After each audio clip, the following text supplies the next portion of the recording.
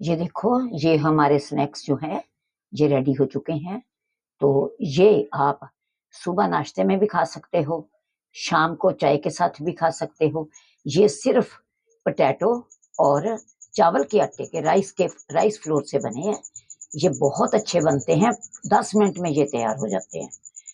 तो ये अगर आपको मेरी रेसिपी अच्छी लगे, मेरे ये जो स्नैक्स हैं अच्छे लगें, तो आप भी ट्राई करें और मेरे को लाइक, शेयर, सब्सक्राइब करें और कमेंट्स में लिखें ये कैसे बने। धन्यवाद।